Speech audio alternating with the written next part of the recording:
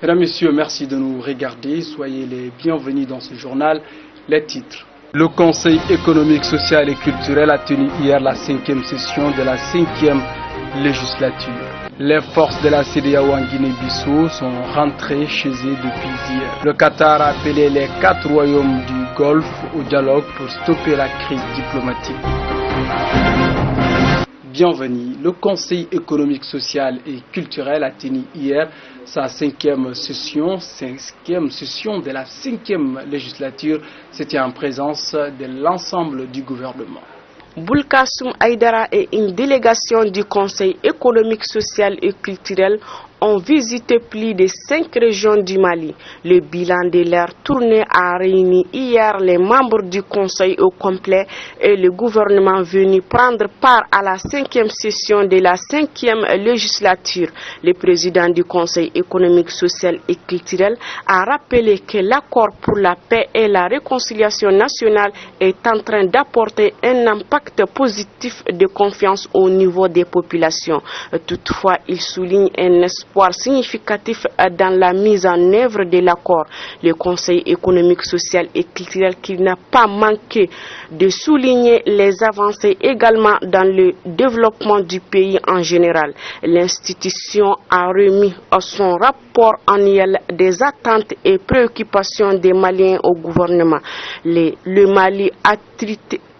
Mali abritera dans 4 mois la rencontre mondiale des présidents des conseils économiques, social et culturels.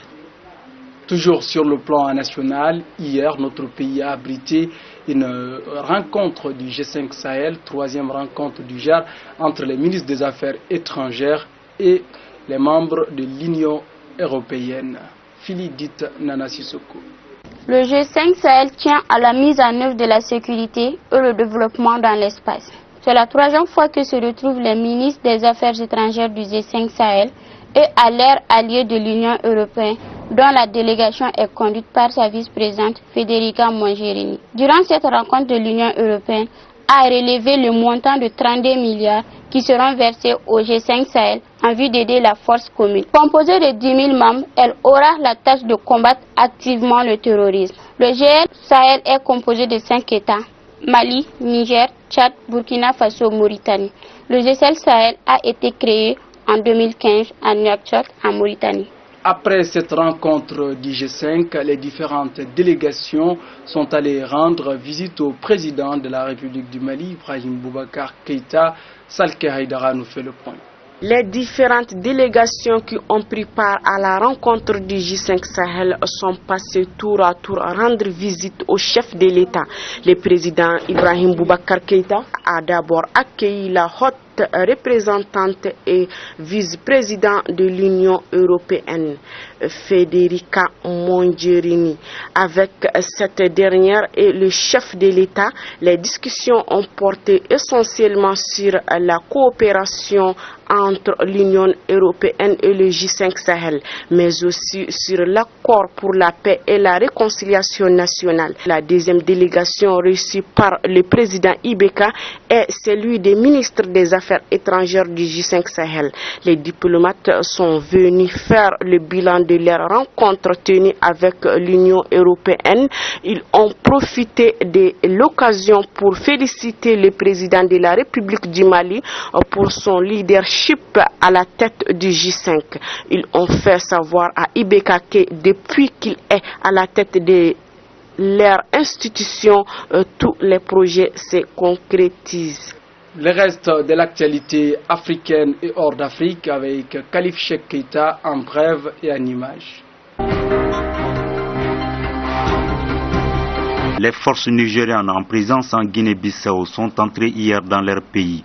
Une cérémonie spéciale a été organisée à l'occasion. Les militaires nigérians de la force de la CEDEAO ont été félicités pour leur participation active à la stabilisation de la Guinée-Bissau. Ce jeune pays de l'Afrique de l'Ouest a connu une période de trouble avant la mise en place du nouveau régime dirigé par Jean Manuel Valls. Le retrait de cette troupe est une preuve de la stabilité sécuritaire et politique retrouvée dans le pays d'Amilcar Cabral. Les hommes de la mission de la CEDEAO vont poursuivre d'un an leur déploiement pour stabiliser la Gambie après l'élection d'Adama Barrow. La police a communiqué le nom des assaillants sur les 3 qui ont mené samedi dernier l'attaque en plein cœur de Londres. Une attaque qui a fait 7 morts, dont un Français et un Canadien. 47 personnes sont toujours hospitalisées victimes de l'attentat. Comme les 2 premiers attentats, ce 3e a été revendiqué par le groupe terroriste Daesh.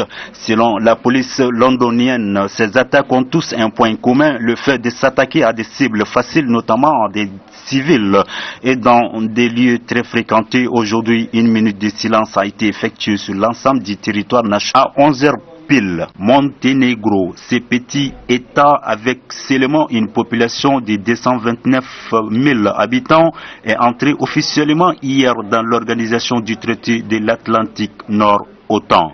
La cérémonie officielle a eu lieu à Washington.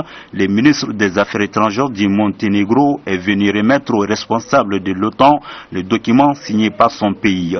La rentrée de ce pays va permettre à l'OTAN de contrôler une large partie du monde. L'OTAN aura la main sur l'ensemble du littoral nord de la Méditerranée, du delta du Gibraltar à la Syrie. Cette nouvelle a mis très en colère la Russie. Pour ces derniers, l'entrée de la Monténégro dans l'OTAN est une provocation. La situation économique se dégrade de plus en plus, comme c'est sur ces images. Les populations ont pris d'assaut les magasins. Elles craignent une pénurie dans les jours à venir. Qatar importe 90% de sa consommation. L'unique frontière terrestre qu'elle a avec l'Arabie Saoudite est fermée. 4 États, dont l'Arabie Saoudite, le Bahreïn, l'Égypte et le Yémen, ont rompu toute relation avec le Qatar. Ces États lui reprochent son soutien aux terroristes. Pour d'autres, il abrite sur son sol des groupes terroristes. L'Iran, ami du Qatar, a appelé à une résolution du conflit. La Turquie s'est proposée un médiateur pour une sortie de crise. Cette situation intervient 2 semaines après la visite de Trump en Arabie Saoudite, où il a appelé les pays du Golfe à lutter contre l'extrémisme religieux.